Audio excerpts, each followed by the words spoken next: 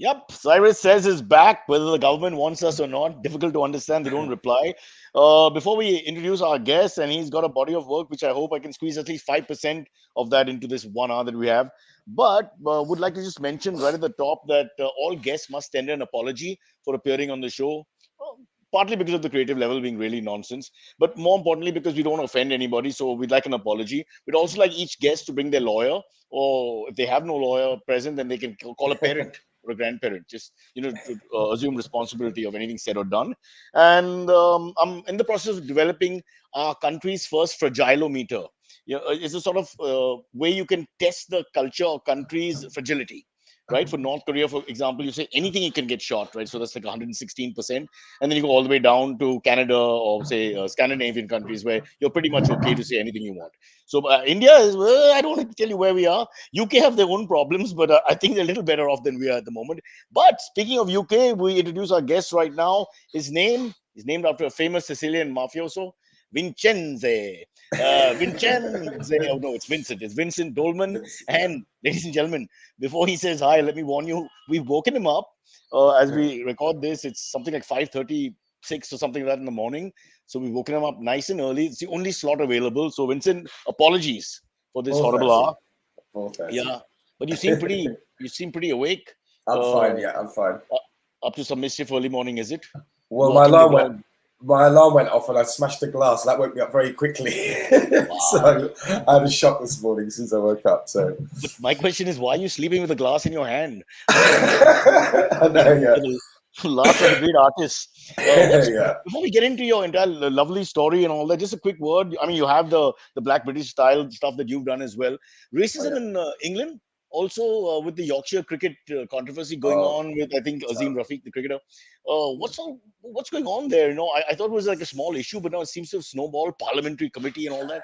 Yeah, I feel like we're having a bit of trying to cleanse our country, and you've got good versus evil. So it's kind of like there's lots of talks going on actually. Yeah, we've had we were Black Lives Matter marches in year before last now, sort of started there, and then also people basically in this country say there's no racism in this country. And we're saying, no, there is, trust me, there is racism in this country. And, we've been talking about this stuff for a long time. And it's just coming out, a lot of people have been basically just speaking out really about the racism they've endured over the years. And people are, a lot of people are saying, it doesn't exist and, burying their head in the sand. And then we're just showing them that it does exist. But Vincent, if I can bat for the other team for a second, I hate to say it and do not get upset. I'm just Yeah, saying, but isn't there we can't say anything anymore. We've reached a point where true. we're self-censoring ourselves. And in India, it's really become horrible in Yeah, the is it? sense that you edit yourself while writing there's no point of even doing any art form if you're already, putting yourself in a little narrow box. Yeah, no, I agree with you. I don't like to be too politically correct. I think there's room for manoeuvre. You can have a laugh with each other without being offensive. Do So you know what I mean? we've got to clear this up. We've got to get rules and regulations in place now because this is Hmm. driving me nuts. Because Yeah, suddenly and 20 years ago you say something innocuously. I'm thinking there's no intent to be malicious, and then 20 years back you destroy your career. 20 years later, where the yeah. guy saying he's really upset with what you did, which I mean It's a bit much. there'll Yeah. be no one left. I Well, want- it's come out that the cricketer has been anti-Semitic in the past, so he's up to. So that's a spanner in the works, if you know what I mean. From a tweet yeah, he did when he was 19 years old. So yeah, I mean it's terrible when people get in trouble for again, something they not to didn't want take their to. Yeah, side of the so-called perpetrator. I'm just saying, but who hasn't said the off-color remark here and there? I mean, is it of possible even in a course. so-called democracy have a couple of drinks? I don't know. You pick on somebody Yeah. sometimes. It's not. How can I don't know. I think the standards are far too high for me. I give up. I want to leave the No, world. Is there nothing to do? I agree with you. I don't think we should be, just jump down everyone's throat for one little silly comment. I think only racism, really matters when it's kind of like institutional. That's when it's a problem. I have a really fat friend. I can't call him fatty anymore. Oh dear. Horrible. I Well, don't even know his name. that's next when they start. They cut. Yeah, The I'm telling points you. matters. I'm telling you. You can't go after Yeah. short people. You say When midget, they come after you. they're coming for you next, Cyrus. Yeah, a whole lot.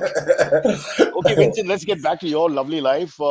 First and foremost, so many things that you've done already. Shall we start with the personal project which won the Prix Pictet Prize, if I pronounce it correctly? Yeah, One of those words sounds it's very French. politically incorrect. Oh, it's It's French. French. It's French. great. It's great. Yeah. I'm thinking this is what I'm called on stage generally. Um, Yeah. let's start with that. Then we'll go into your life, and then we'll go into all kinds of celebrities that you've shot. Anything else you want to talk about? So, Sure. what is this holding hands? It's got an India touch. So yeah, basically, I was in Mumbai. I think first saw Holding Hands in about 2013, and I photographed a father and son holding hands next to the gateway to India, and I thought nothing of it. I just thought it was a beautiful photograph, and just sat on my hard drive for another 5 years, and then I was at home one day and thinking, well, what's my next idea? What's my next idea? And I was going through some old images. And I saw this picture, and I was like, "Oh my god, that's the idea." It's not been documented. Because people hold hands, so quite relaxed in India, and it's kind of just it's everywhere, isn't it? And I was just like, "Oh my god, that's the idea." So I just jumped on a plane, and then went back to India, and then spent the next 2 or 3 weeks just like hiding in bushes, basically, waiting for people to walk past, holding hands. Because if you jump out and you're holding hands, people holding their hands, they kind of stop half the time. So you kind of had to it's like hunting basically. But yeah. So the whole concept is just holding hands, right? It's not just about strangely heterosexual men in South Mumbai holding hands and walking. Well, it is about it's what I mean. It's about heterosexual men, or regardless of their sexuality, really holding hands, and it's just what a beautiful interaction that is, a beautiful connection, and that's something that you don't really see in England or anywhere in the West, really.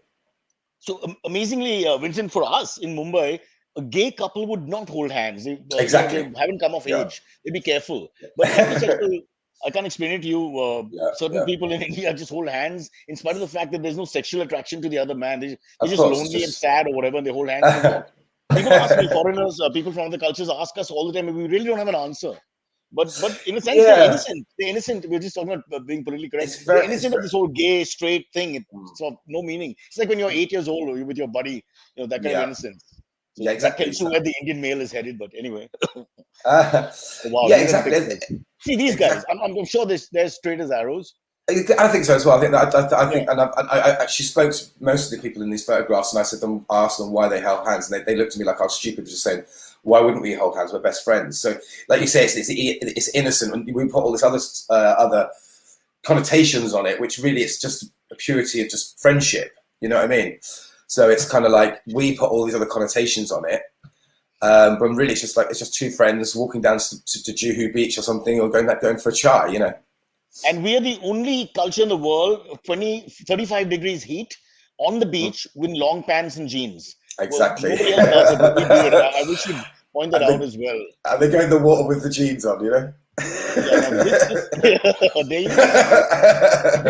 this couple with, I think, Taj Mahal in the background, if I'm not mistaken. That's correct, yeah. What a shot that is. I like their hairdos. I like their hair. Yeah, all right. Like is a loose word. The most controversial thing is not holding hands in this photograph, it's their hairdo. This is a very tender hand grip. They may be in love. Yeah, they may father and son or whatever, I don't know. They could have just got engaged, perhaps. They'll come after us, Vincent. I know, exactly. But yeah, it's just, I know. Sorry, but I just think it's a beautiful thing, and it's something we don't do in the West. But I've been messaged from all around the world actually since started the project on Instagram, and I've been messaged from places like Somalia and Africa, Asia. Where people also hold hands, Afghanistan, Iraq, they hold hands. I'm now intrigued to find out where it kind of stops. So I'm going to go to the north of India, up to Bangladesh, Pakistan, places like that. They all hold hands as well. So it's very interesting. It's quite widespread. Yeah, it is. And also, the funny part is when women hold hands, not an issue anywhere in the world. But when men hold hands, we're now making an issue. So back to the PC world that we live in, we have to stop that then, because that's. But nobody can put their finger on why.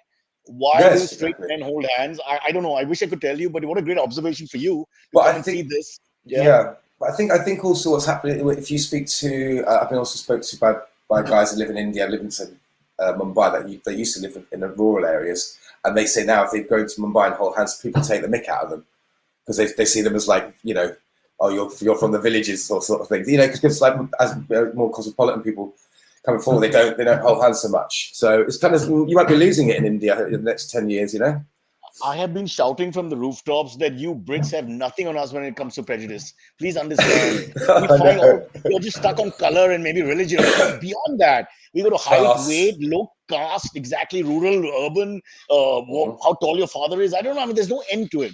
We're with the Yeah, yeah. specialists. I got to tell you. But this must have been great fun. I It don't was think of great. it. It's a slice of the world that does it. Huh? It's not just India. It goes beyond the subcontinent, Oh, it's perhaps towards yeah, Central Asia, and then yeah, somewhere there it stops. Somebody yeah, somewhere said, "Enough! No more yeah, hands." yeah. Well, this is it. I'm going to yes, it's going to be a lifelong project. I'm going to now go to the go to like maybe Bangladesh and Pakistan, and then see where it stops. But I can imagine you're in a cafe in Washington, and suddenly you see a pair holding hands. You drop everything, boom, you get it. Your yeah, moment. I'm always on the lookout. Well, I was in the Congo a couple of years ago, just before lockdowns and stuff, and I saw it in the Congo as well. But it was much harder to photograph there because of But they think would they be straight men like us, straight, like yeah, in yes, India? Straight men holding straight hands. men, just two guys, at a building site or something, just chilling out, holding hands. Oh Yeah, that's boy, great. Yeah, even the construction workers. There you go. yeah, they're the worst. The purity of friendship over love, I would say. Yeah, what Yeah, a superb observation. I think it's got you a lot of yeah, plaudits from all over as well, and it's yes, always yeah. a striking conversation because nobody can. It's like an answer is not available. Really, can't Mhm. quite tell why. As you said, they're from the rural areas, this, that, and the other, but Yeah. can't tell what the motivation is, or not that it's good or bad. No judgment. I have to be very careful But no, what we think. I think it's a beautiful thing. I think it'd be sad if we lost it. So I mean, it's not just the people from rural areas. I mean, like I said, like Juhu Beach. That's where I seem to find. I was going out in the morning at like sort of 9 o'clock in the morning looking for people holding hands, and of course, people aren't holding hands. They're on their way to work. They're busy. It's like people. I realised it is towards the end of the day when the sun's going down. People have finished work and they're chilling out. They've met up with their colleague or their friend, and they would just casually walk down.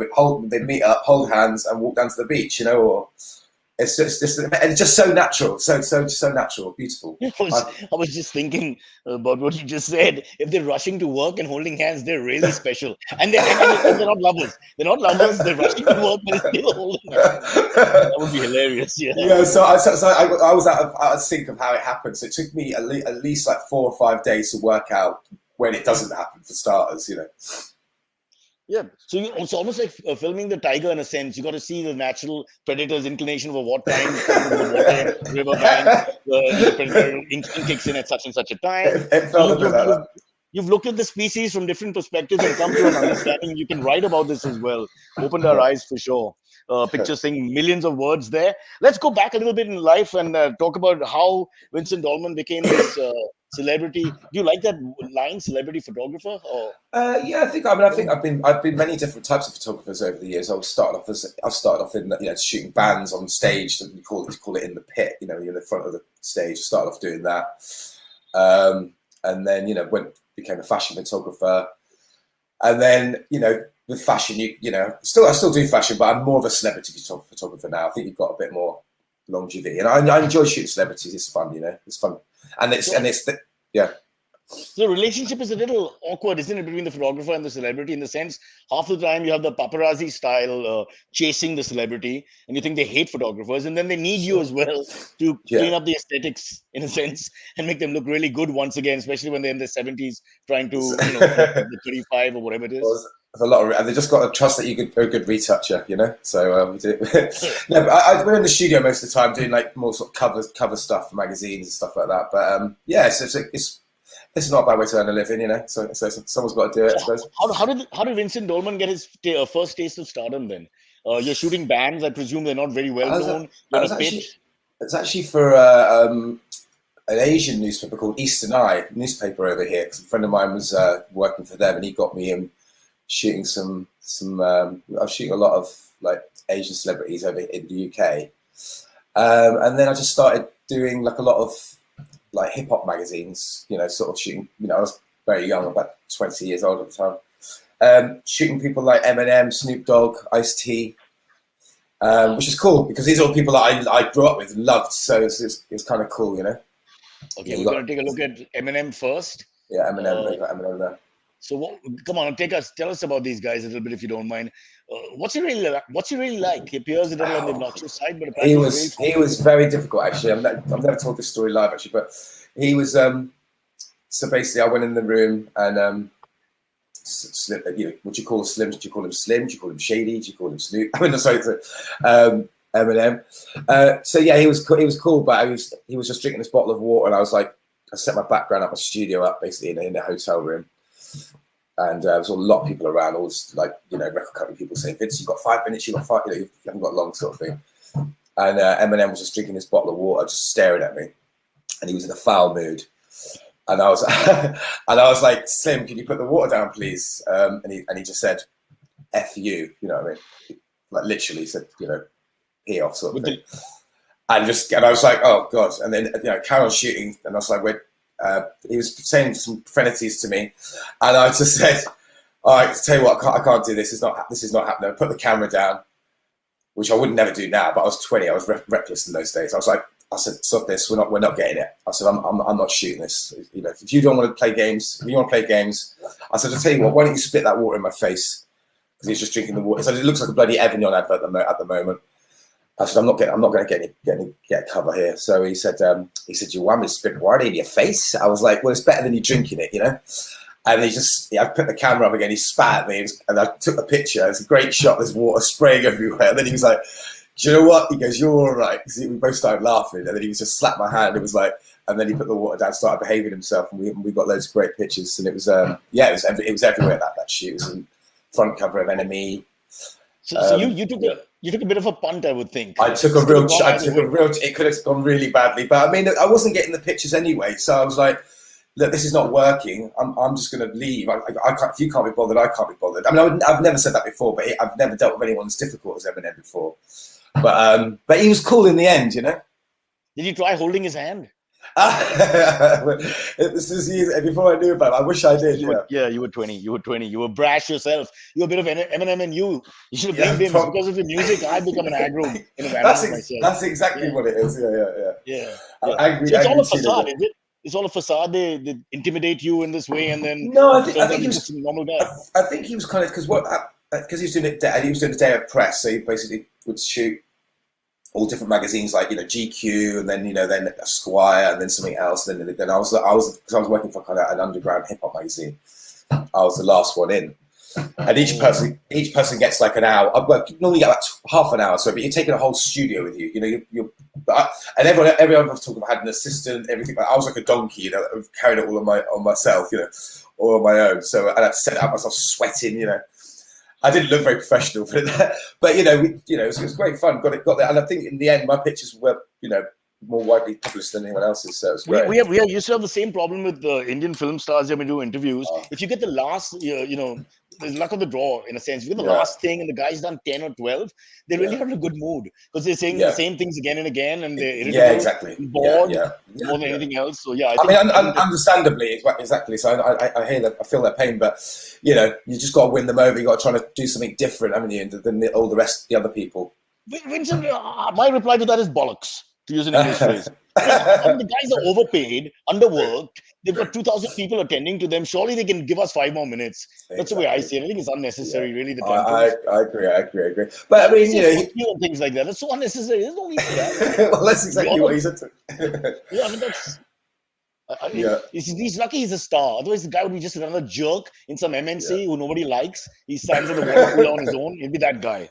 I am that guy, Vincent. I know that. Well, I have thought that sometimes when you're shooting some girl bands and stuff, and you're just like, they won't pay attention. They're just all like, and you're just like, for God's sake, you should realise how lucky you are to be in this situation. So, please, and I'm just trying to help you sell records as well, basically. So, pay attention for 5 minutes. Really, honestly. Let's look at a few more, as many as we can. In fact, who's next? Should we look at Rihanna? Yeah, I think you had a good session. Okay, I be careful how I put it. Oh, we've done. That's fine. Our producer's gone with Ed Sheeran. That's fine. Ed Sheeran is good. Rihanna is good. Yeah. Surprise us. Whatever comes up, I'm sure Vincent can talk his way through it. Ed was pretty non-eventful at shooting. He's just really a lovely guy and quite accommodating. Really, he's fun. What's with the rough sort of look? The whole like I never shave or clean myself kind of look thing. It's called the just got out of bed. I just got out of bed look, isn't it? Basically. Yeah. When you got that much money, mate, you don't care what you like. But the amazing part is that this is a plan, right? It's not like, I mean, maybe the first time he did it, he was really just rushing out of bed, but it's like, it's always like that. And that's his go-to thing.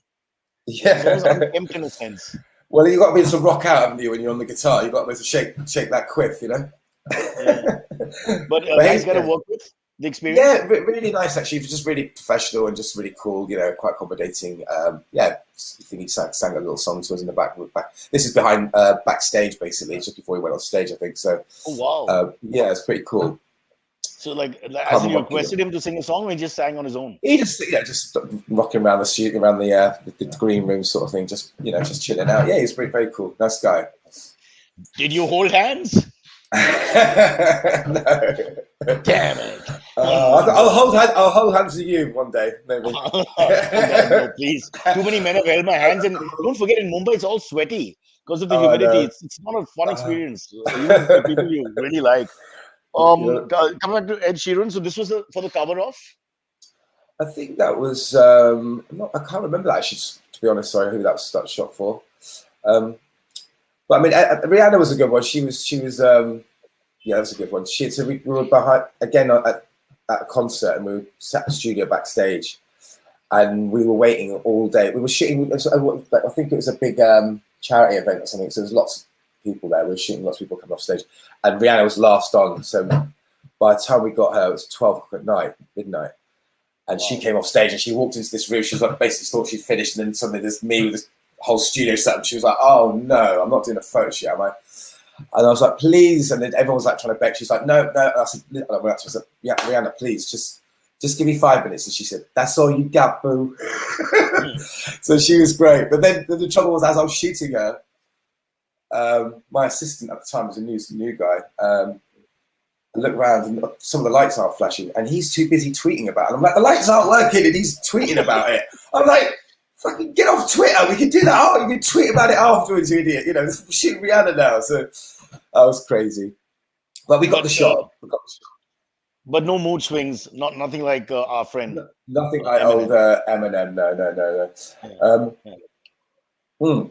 I don't think Did they interfere with the angles and stuff? I know back here in Bollywood, a lot of the celebrities like their right chin and left profile and this look and that look and too much. I remember one lady saying that she's got lots of double chins. You have to shoot her from down or medium or. Oh, I don't gotcha. know. Did they tell you that? No, really. I mean, I've not had anyone for a while say this is my best side sort of thing. I mean, but I think people do sometimes. They generally go one way or the other, if you know what I mean, or they'll have requests. I mean, most people are pretty cool, actually. Yeah, I mean, Rihanna's pretty flawless, isn't she? I don't think she needs much doing to her. She's pretty amazing. And at the end, you exchange phone numbers and call her up at 4 o'clock in the morning when you're lonely and she sings to you and that kind of thing. I wish. Well, she would call me Boo. She called me Boo. I was happy with that. Yeah, that's good enough. I'm just thinking, you get this opportunity, you're rubbing shoulders with the greatest of our times, the most celebrated people. Don't you want to be friends?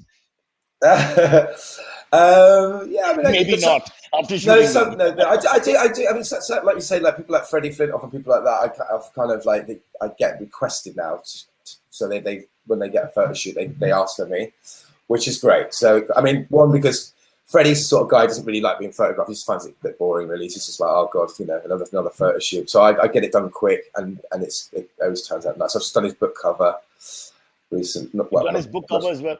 But he's a very interesting guy. As you know, I'm an Indian, so cricket nut. And you'd think that he's literally his second innings beyond cricket. Reality shows and what have you, boxing. He's tried his hands at. Top Gear now as well. Top Gear, there you go. Yeah. Yeah, I just shot. But he stayed there in the public eye because even we get news of him back home in India. So he's like a sort of that sort of like lovable rogue type guy, isn't he? So he's got his flaws, but he doesn't care. He's just everything's out in the open with Freddie. You know, it's just like after when I think they won the Ashes or something one year, they were on the bus all drunk, weren't they? And he had a pee in the garden at number 10 Downing Street. I mean, he doesn't care. He's what you call a bit of a lad, you know. Yeah. So a bit of a geezer. Lemon squeezer. Is he a good version of Wayne Rooney? Yeah. Oh yeah, really. Oh god. Could you could you make ginger jokes and stuff? Is that allowed? I mean, I don't know what's allowed Well, anymore. we can say, yeah, we still say. I mean, people, that's what I mean. People still, so ginger jokes, fat jokes, all this sort of things. So I think, they're coming for you, mate. They're coming for you. It's just a question of time. Time keeps Yeah, going further down. Yeah. Freddie yeah. Flintoff. So, is it the Brit thing where it's easier to shoot a countryman, or kind of, easier for you to talk to, and the foreigner is a bit of, is that, you think, that the issue sometimes? Not really. I mean, I suppose you get a little bit more starstruck by the big American people because, just if you're big in America, you're just big, you're just bigger. You're just more global, aren't you? So you've got a bit more of an entourage around them. I mean, remember we were photographing, what's in it? Oh, people like J-Lo, stuff like that. We've had not myself, but some other friends photograph them, and it's just like the entourage of 30, 40 people. It's just ridiculous. Would you like to shoot Kim Kardashian and Kanye West? Oh, I'd love to. Yeah, God, I'd love to shoot that. I'd love to shoot Kanye West. Yeah, definitely. Not so much Kim Kardashian. Not really appealed to me. No, of course I would, but I mean, you've gone for gone for talent over beauty. That's a horrible. That kind of culture. I know my girlfriend's got those TV programs on all the time, and I'd listen to them in the background. I'm just like, you can't keep up with the Kardashians. You've had your bit, man. No. Let's go to Snoop Dogg. Possible? Do we have a picture? Yeah, I don't think you've got it on them. It's on my Instagram, but Snoop was great. I mean, that was amazing. We were in this hotel room, and I'd been up all night the night before trying to get an idea down, get my girlfriend to stand there. So stand there and photograph the Snoop tomorrow, and practicing all the lights and stuff. And eventually, got the idea down by about 5 a.m. Anyway, went to this hotel room, and again, there's a massive entourage. It's got these huge bouncers, doormen. And the American doormen are like 5 times the size of any other doorman in any other country. Trust me, they're just they are huge. Anyway, so they're lots of a couple of people there, and then so these bouncers start looking, the security start looking behind the couch. I was like, I'm behind it. And I was like, what are you looking for? I said, do you think a gangster's going to jump behind the couch with a machine gun? They said, never can be too careful when Snoop's involved. and then suddenly we heard Snoop Doggy Dog, and then no word of a lie, Snoop, the door opened, Snoop come walking in. He's about 7 foot tall, wearing the hotel slippers, the hotel shower cap. He's got a ghetto blaster on his shoulder, playing his own music, and he's smoking a huge spliff in this really posh hotel. He's smoking this huge joint. That's the one. You see, just about to see the shower cap there. So he's smoking this huge joint, and then some little skinny white guy comes in with a tray of water, and Snoop goes, "Yo, what's up?" The guy hits him on the back. The guy goes flying with the water everywhere. So Snoop doesn't know his own strength, if you know what I mean. And then we got, as you can see, these Christmas tree lights spinning around his face. So I blacked out the room, and then we took a picture. My girlfriend was assisting me at the time. She's spinning the lights, and then I pulled those days it's film. I pulled the Polaroid, and you put it under your arm. You have to wait 2 minutes, which is 2 minutes when you've only got 10 minutes. Is a long time. So I'm waiting, hoping this picture's going to look good. And then the record company people say, he goes, Snoop, Vince, you've got 5 more minutes. And I said, you see how long it takes me to take a picture? And I pull the Polaroids, I show Snoop. Snoop goes, this motherfucker's got as much time as he wants. He goes, I'm into this European artistic shit. I was like, yes, Snoop. So all the other people had to shut up, and we got as much time as we wanted. It was great. It was really accommodating. Lovely guy. That was cool. We've seen him on talk shows. He seems to be like a funny guy and all that. But it's a bit of a waste of money, as in money is wasted on him. I mean, he's got the ghetto blaster. He's got the hotel slippers. I know, exactly. Yeah, I thought the hotel slippers was a nice touch. I don't know why. It's like he's like, I don't know, the shower cap and everything. It's hilarious. Are you a fan? Were you a fan? Yeah, I love Snoop. I think he's great. I think Snoop. All that. I like the old school rappers. Snoop, Ice-T, Eminem. They do that kind of stuff. All the old school hip hop.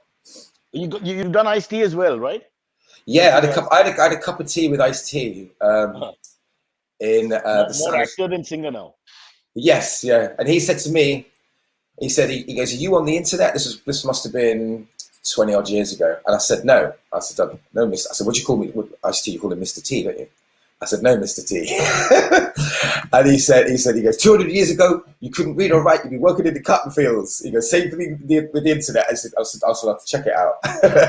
And here we are now, talking live on the internet. Wow. So, Vincent, what we're getting is a lot of different American accents. Thank you so much for that. You shoot them, and what you take back from them is their accent, isn't it? Exactly. A little impression that you can do with the lads. Exactly. So he was friendly enough, Mr. T. Lovely. I had a couple. Yeah, like I said, we did the photo shoot, and then we went down and we had a cup of tea together. We sat down and had a nice chat. But I can't remember. I mean, it's amazing sitting having a cup of tea with English China like this, like with this little pinky out and all this. Like kills the macho image of Ice-T, but what the hell? He had probably packing a gun down his pants. But are they really like that? I mean, we read about it, and there's always a murder of somebody from Tupac downwards. We've had so many killings actually, and attacks, etc. Is it really like that? Bodyguards and this gangster feel? I don't think so. I think that these are the people that got out of the hood, I suppose, aren't they? Like people like Snoop and Ice-T. I think they that's their background, but I don't think they're retired. If you know what I mean. It's more for show. They've retired on the gangster tip, I think. Yeah, I think so. We do it in India as well. Famous people always have bodyguards. It makes them look better for some reason. So the moment you're famous, you have to hire a bodyguard. The guy has to stand there, and otherwise nobody looks at you. You got to have the bodyguard. Yeah. The more the bigger you are. Are you going to get bodyguards for yourself, Vincent? No, thank you. No, and will your bodyguards be holding hands? That's the question. Exactly. That's what we want. That's what we're aiming for in the end. Yeah, everyone's to hold hands. I think we can get. Do we have anyone left? One Direction. Is there any possibility? Because that's on the website, I think. If we get a picture, Silvery will pull us in. One Direction, and before the breakup, huge in India, by the way. I don't get it. No disrespect. Yeah. I mean, boy band and all that, but I don't get it at all. But then the girls back here, and I think in Asia, generally speaking, for a while, they were really, really big. Biggest band in the world for a while, weren't they? I think. Yeah, one day exactly.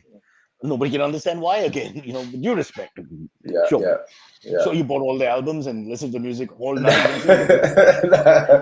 No, but they were fun to shoot. I mean, they were running around in their underpants most of the time. So, but I mean, they're really lovely. I actually shot them just before they blew up. So they were big in England. I think they just won. Was it what's that TV show? Whatever the TV show. Ross? No, it was kind of like a music talent show, wasn't it? I can't remember what it's called now, but anyway, they won that. They were Britain's Got Talent, something like that. One of those shows. But that was The Voice, something like that. But they were just big in England. But then I think like 2 or 3 weeks after this, they went to America, and then they just blew up like humongous. I mean, yes, it's great to get them. What would you say? Because they're a group, so they're probably having a lot more fun because the energy is different. Then again, I think you can see the innocence in this picture where they're a bit more. I mean, you wouldn't be able to tie them up and rope and do this silly shot. 6 months later. You know what I mean? So this is when they're doing the teen stuff. So the teen stuff's like quite fun. I used to shoot quite a lot of teen bands, which is they're kind of young and innocent and really fun. So that was good. But yeah, like I said, they ended up being huge. So it was great. I wonder if we dropped maybe Zayn and replaced him with Eminem. What would happen then? The rope would be on fire. Yeah, exactly. Yeah. Or one of them would be choking. They'd be like, with a chainsaw in the background or something. Yeah, but wow, what an interesting life. What fun you've had, I must say. But let's get Silvery in as we take a small break. My producer Antariksh is also known as Silvery, as in the metal. Silvery, if you can just join us before we go to the AMAs. I'm sure. You'll be getting AMAs from our part of the world for sure, because I think it's really early in the morning there. Silvery, I want to quickly mention this last thing. I have one question though. Before that, I have one question. Did you have the honor of smoking a joint with Snoop? I did actually. Yeah, what are you saying? Yeah, I had it's like a bucket list moment, man. Well, the trouble is that after that, it's kind of hard to work out how to use the camera. Like you forget what an f-stop is, and you forget about shutter speeds, and that's why. I would think it would be a little intimidating to say no. I mean, 7-foot guy in house slippers standing there with a big No, Snoop is, I'm sure, the sweetest man. He's the most chill, peaceful vibe. Actually, the strongest joint I ever smoked was with Sean Paul. Actually, he gave me a couple of props as well, and that was just. I mean, Wow. these guys make serious joints. This is before working or post the shoot. Well, I try to make sure I get a few in the bag first, and then I'll have a little bit of fun, and then have a little. And then, yeah, sometimes it makes you more creative. Sometimes it just goes, everything goes to pot.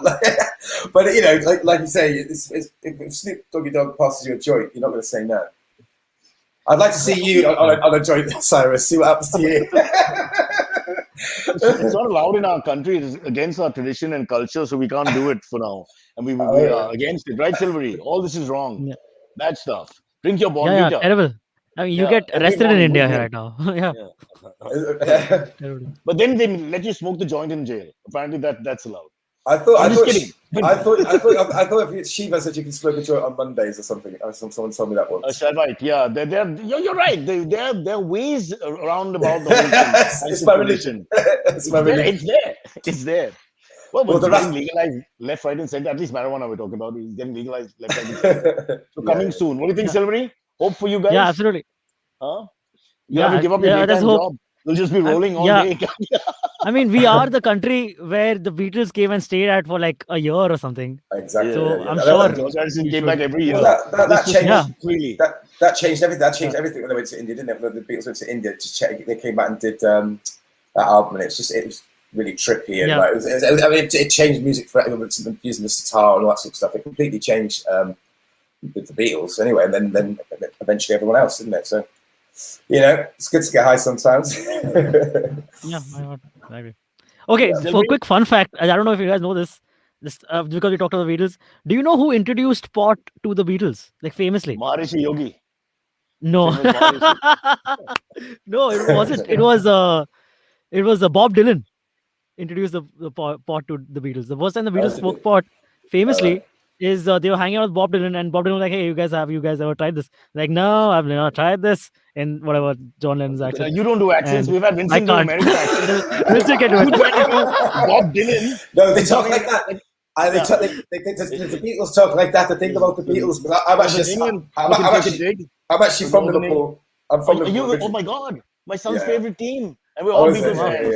Yeah. Brother, we'll hold hands. Let's hold hands. Yeah. Well, I'm actually quarter South Asian as well. I don't really know exactly where from. I'm quarter, whether it's Pakistan or India, because my nan had an affair with a sailor during the war.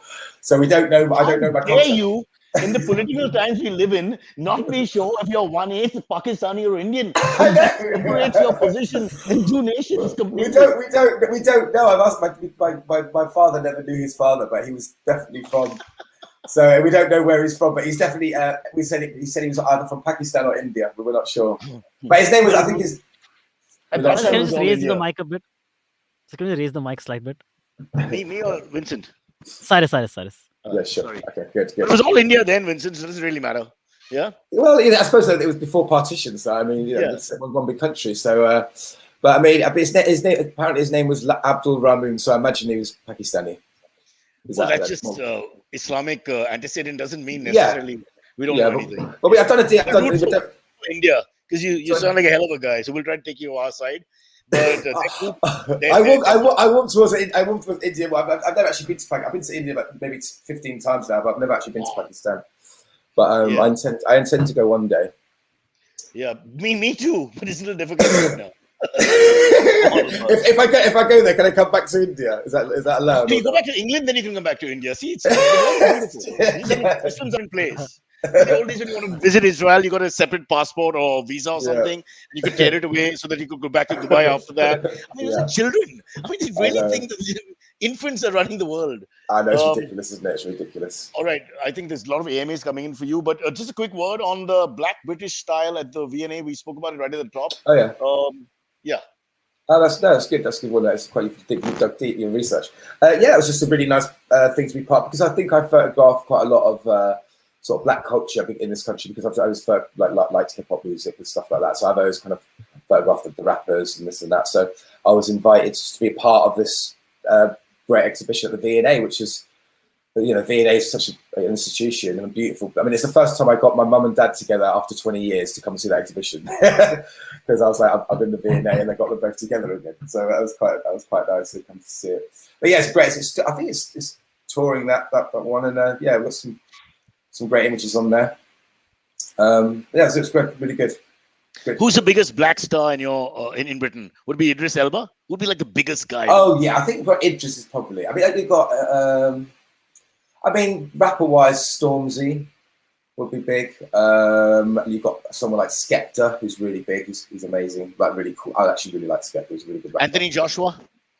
Anthony Joshua, obviously, he's in all the adverts. He's obviously huge. Even though he's lost the fight, he's still on all the adverts.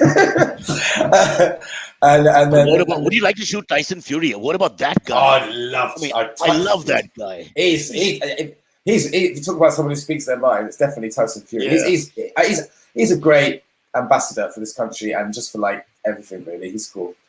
He's a great guy. Amazing fighter. And the horrible physique and the best boxer by a yard. Where does he get that guy from? Unbelievable.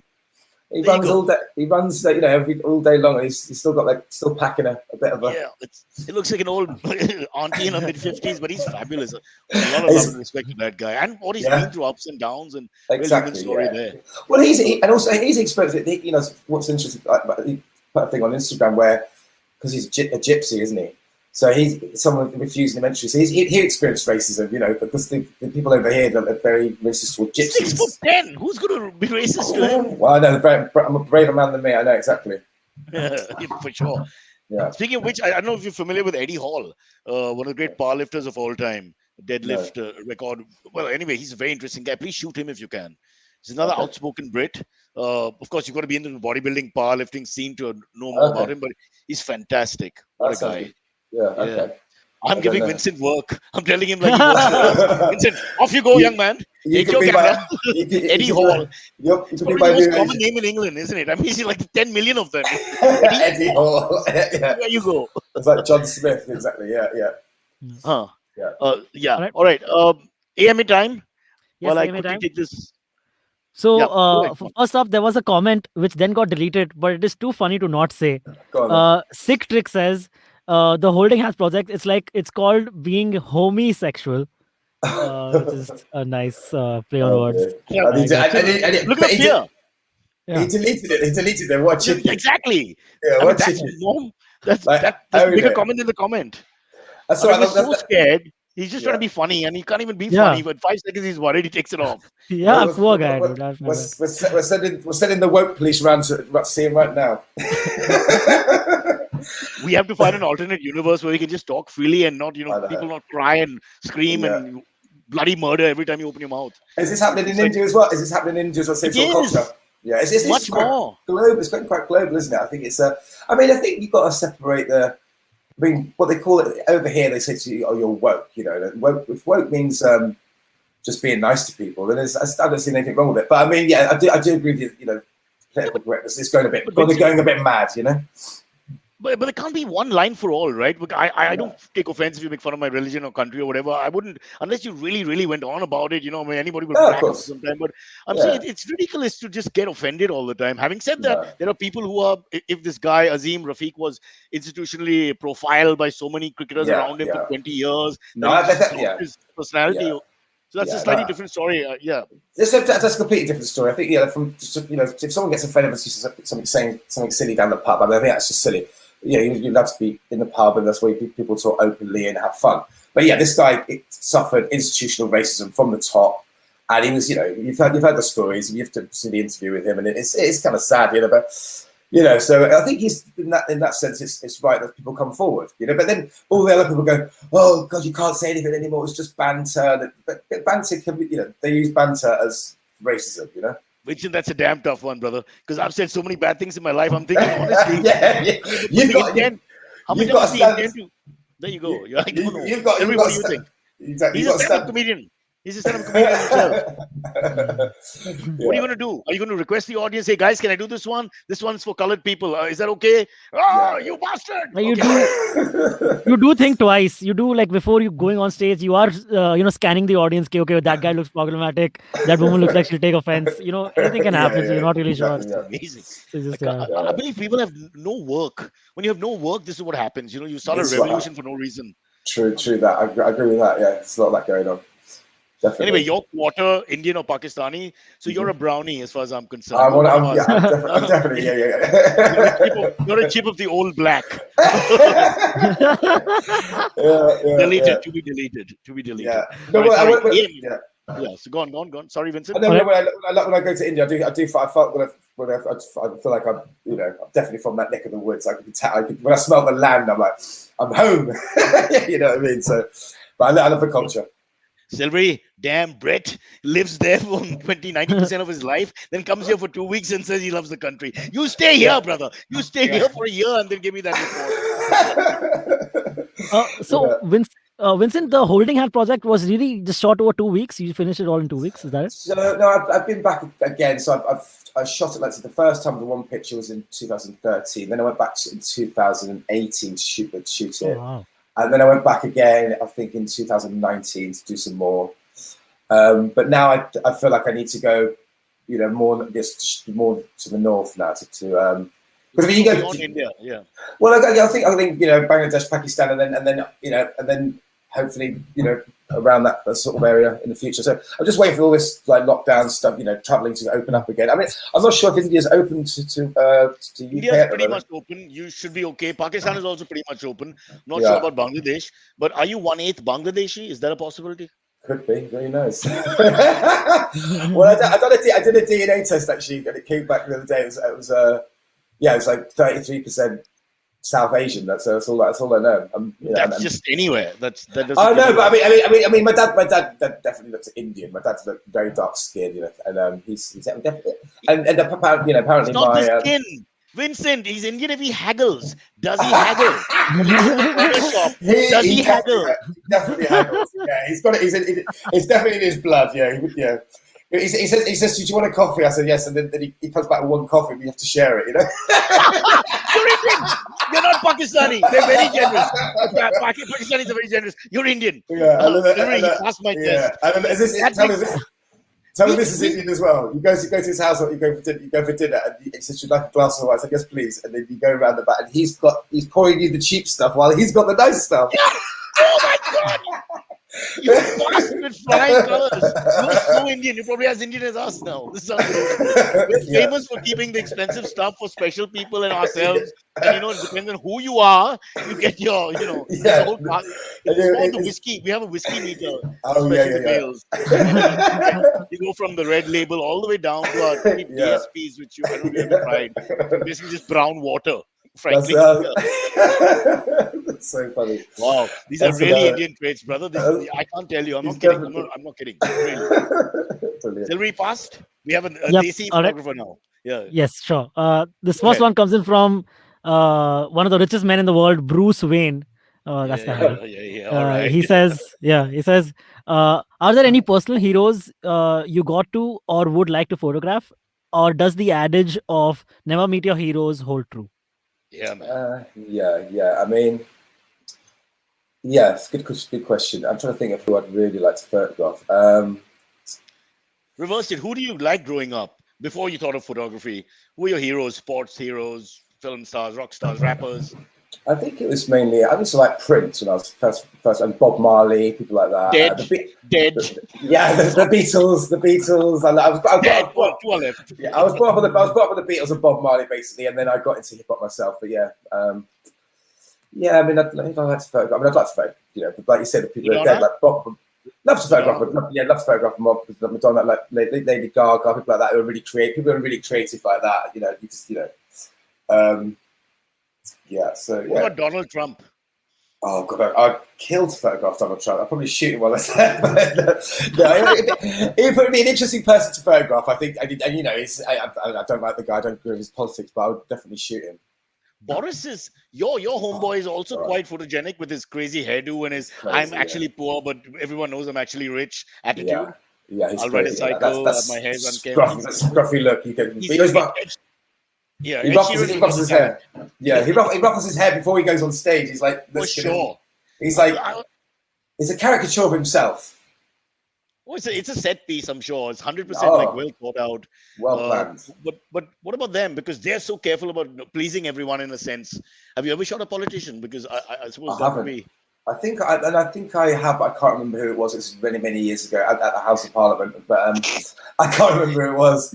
It sounds like an ISIS. It's an ISIS interview. Have you ever shot a Yeah. Someone from the royal family? Have you had the chance to shoot someone from the royal family? Maybe. No, never been anywhere near The royal corgis, family. the doggies. Yeah. Even the doggies. No, I did shoot from a distance, like Tony Blair actually at an Asian. It was like a big dinner for like rich Asian Indians years ago. So I used to work for the Asian Eye and I think it was called Asian Bride. I basically started the Asian Bride scene where the magazines back in the day. I was shooting all these. We started these. Let's understand. Tony Blair was there to find an Asian bride. He lost control of the party and control of the prime minister. Oh my God! I moved to Bandra. Lots of people in Bandra, first name is Tony, so you'll be fine. Yeah. Okay, let's squeeze two more in. Yeah. The next one is like a kind of a loaded question. It just came in from Ego Buster, but it's kind of loaded. Okay. It says, "Hello everyone. Hey Vincent, have you ever been to Parvati Valley, Kasol Malana, Himachal Pradesh in India?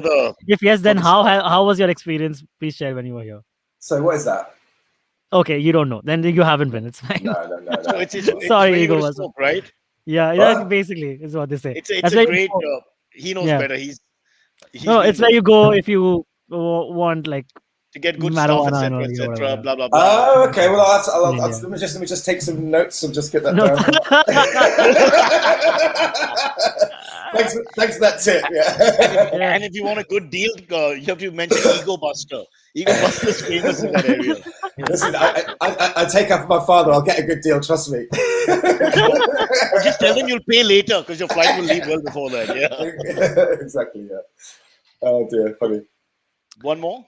Okay, Bruce Wayne again has another interesting question. He says, "Holding Hands did not feature any women or men from older age brackets. Did you not observe any, or was this a creative choice? No, is there a follow-up plan of men kissing in the Middle East? That is unneeded." Yeah, it's funny. There are actually some older men holding hands, but then and also women. Photographs of women holding hands, but it's kind of like that's not as controversial or as interesting to me. And then the Middle East. I was in Dubai a couple of years ago. And I just didn't feel safe for photographing people holding hands. They'll put you in prison, especially when they find that they put me in jail for 6 months. So it was a bit more. You've got to be a bit more careful. But even the Israelis do the same thing, don't they? They have that affectionate hug kiss thing. I mean, the whole area does that. Italians men kiss each other on the cheeks, don't they? So there's all these different things that people. I mean, men shouldn't be ashamed to show each other affection. I mean, it's like I hug my friends. I hug my kiss my friends.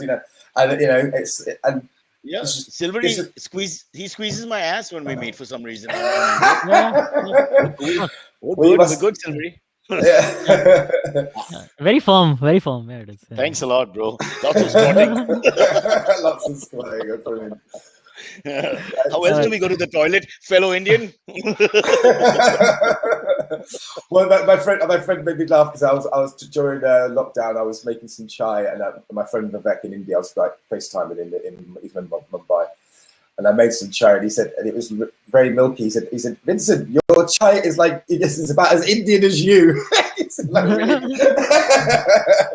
So that was kind of a comment. So. Tell him it's a work in progress. You just can't be a great Indian overnight. It takes. You got to go to Parvati Valley. Once you go there, your life will change. There you go. Well, this has been great, Vincent. I'm sorry I have to stop because I've got to go check my genitals. Have to be checked with the doctor. They've given me an appointment. So yeah, let's talk about holding hands. This is going to be much closer. Oh God! Well, thanks for having me on. It's been an honor to have me on. So, thank you very much. Thank you so much. It was great fun, really superb. And sorry to wake you up again in the morning. Hope we can get more from you whenever you want to come on the podcast. Please, Yeah, definitely. Yeah, love to. Definitely. Anytime. Definitely. All right. I'll come and see you this year in Mumbai. Yeah, we'll hook up. Absolutely. If you can find me, we'll hold hands. Well, thanks very much, guys. Cheers. Have a good day. Good weekend, both of you. Bye bye.